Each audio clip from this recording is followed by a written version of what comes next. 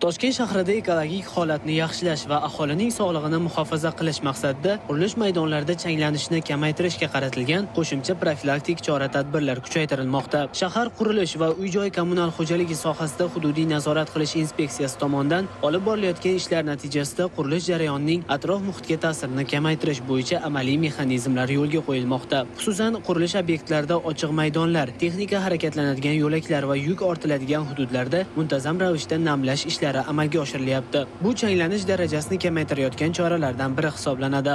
Bizda har kuni ertalab soat 8 da ish boshlanadi. Shu ish boshlangandan ishchilarimiz adil suvlaydigan ishchilarimiz bor.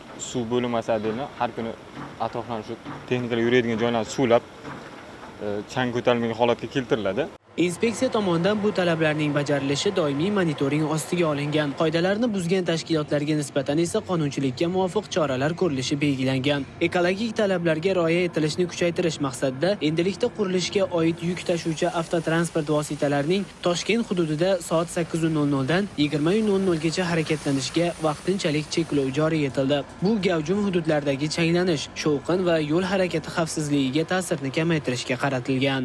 Qurilish obyektlarini asosan yer ishlari olib borilayotgan, chang ko'tarish mumkin bo'lgan obyektlarni barchasida inspeksiya tomonidan mo'yka, suv purkagichlar, changi ko'tarishni oldini olish bo'yicha chora-tadbirlar qilingan. Inspeksiya tomonidan talablar qo'yilgan.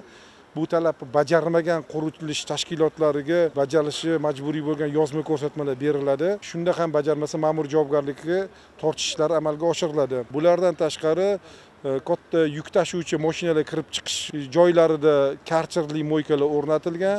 Bu yerda mo'yka balonlarni tozalab, mashinalarni tozalab, shahar hududida top-toza mashina yurish ta'minlanadi. Inspeksiya tomonidan bu narsalar qat'iy nazoratga olingan. Amalga oshirilayotgan chora-tadbirlar shahrimiz ekologik barqarorligini tiklashga xizmat qiladi.